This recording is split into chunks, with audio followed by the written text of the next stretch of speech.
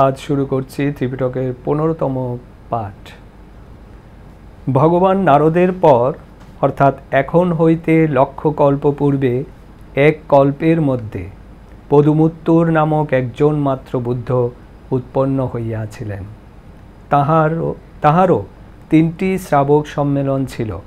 প্রথম সম্মেলনে 1,00,000 কোটি ভিক্ষু, ভেবার পর্বতস্থ দ্বিতীয় সম্মেলনে 90 সহস্র কোটি এবং তৃতীয় সম্মেলনে 80 সহস্র কোটি ভিক্ষু উপস্থিত ছিলেন।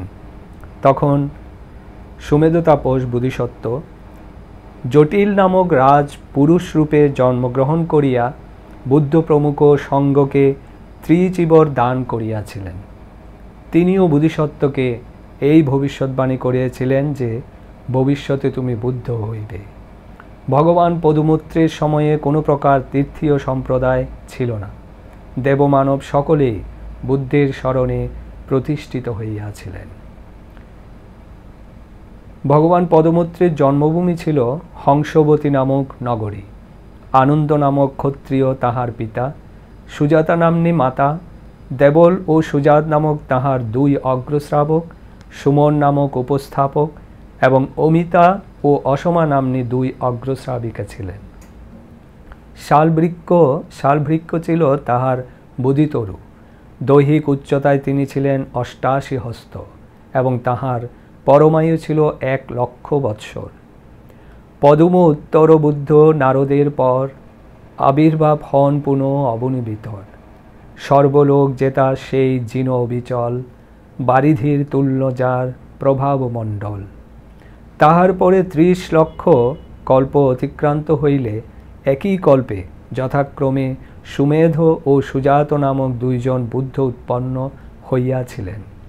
সুমেধ বুদ্ধেরও 3টি শ্রাবক সম্মেলন হইয়াছিল। সুদর্শন নগরে অনুষ্ঠিত প্রথম সম্মেলনে 100 কোটি ক্ষীণাশ্রব ভিক্ষু উপস্থিত ছিলেন।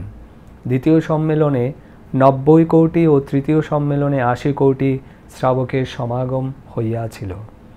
তখন বোধিসত্ত্ব উত্তর নামক মানব রূপে জন্মলাভ করিয়া স্বীয় 80 কোটি পোতা ধন ব্যয়ে বুদ্ধ প্রমুখ সঙ্গকে মহাদান দিয়া ধর্মশ্রবণ ও ত্রিশরণ গ্রহণ পূর্বক সংসার ত্যাগ করিয়া প্রব্রজিত হইয়াছিলেন।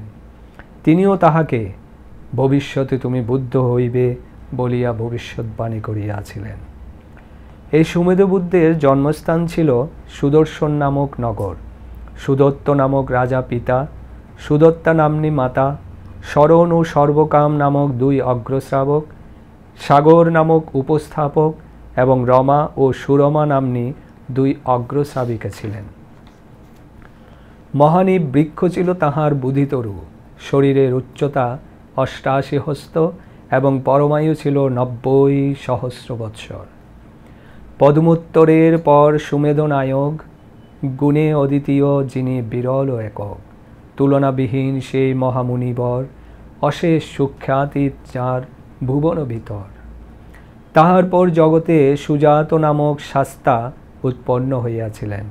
তাহারও ত্রিবিধ শ্রাবক সম্মেলন ছিল। প্রথম সম্মেলনে 60,000 ভিক্ষু, দ্বিতীয় সম্মেলনে 50,000 ও তৃতীয় সম্মেলনে 40,000 ভিক্ষু উপস্থিত ছিলেন। তখন বোধিসত্ত্ব রাজ চক্রবর্তীর রূপে জন্মগ্রহণ করিয়াছিলেন। অর্থাৎ সুমেধ তাপস তখন রাজ চক্রবর্তী রাজা রূপে জন্মগ্রহণ করিয়াছিলেন এই সুজাত বুদ্ধের শাসনামলে। বুদ্ধোৎপত্তির সংবাদে তিনি তথায় উপস্থিত হইয়া ধর্মশ্রবণ করত। তাহার কোষাগারস্থ সপ্তবিধ রত্নাদিসহ চতুর্মহাদ্বীপের রাজত্ব বুদ্ধ প্রমুখ ভিক্ষু সঙ্গকে দান করিয়া স্বয়ং শাস্তার নিকটে প্রব্রজিত হইয়াছিলেন। রাজ্যবাসী প্রজাবৃন্দ বুদ্ধ উৎপত্তির এই সুবর্ণ সুযোগ উপলব্ধি করিয়া 4 মহাদ্বীপব্যাপী সেই বিশাল সংঘারামে প্রত্যেককে সঙ্গসেবক সদৃশ যাবতীয় কর্ম সমাধানপূর্বক বুদ্ধ প্রমুখ ভিক্ষু সঙ্গের উদ্দেশ্যে নিত্যই মহাদান যজ্ঞের প্রবর্তন করিতেন। সেই শাস্তাও বোধিসত্ত্বকে একইভাবে বলিলেন, তুমি বুদ্ধ হইতে পারিবে। এই ভবিষ্যৎবাণী তিনি করিয়াছিলেন। সুজাত বুদ্ধের জন্মস্থান ছিল সুমঙ্গল নামক নগর। উগ্গত নামক রাজা তাহার পিতা, প্রভাবতী নাম্নী তাহার মাতা, সুদর্শন ও দেব নামক দুই অগ্রশ্রাবক, নারদ নামক উপস্থাপক এবং নাগা ও নাগসমালা নাম্নী তাহার দুই অগ্রশ্রাবিকা ছিলেন। তাহার বুধিতরু ছিল মহাবেনু বৃক্ষ। অল্প ছিদ্রযুক্ত পত্র ও ঘন স্কন্ধ বিশিষ্ট এই বৃক্ষের প্রকাণ্ড প্রকাণ্ড শাখাসমূহ ময়ূর পঙ্খের ন্যায় সুশোভিত হইত।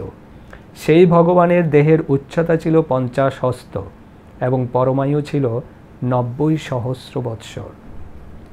তাই বলা হইয়াছে, মণ্ডক কল্পিতে বুদ্ধ সুজাত বাখান, মহা অবয়বে যাঁর নাহিক সমান, ধরায় নামিলে যাঁর অন্য সমতুল, সর্বদেহ দিব্য কান্তি পরিধি বিপুল। আজ এ পর্যন্তই, আগামীতে আবারও দেখা হবে। ততদিন পর্যন্ত ভালো থাকুন। সব্যে সত্তা সুখিতা হন্তু।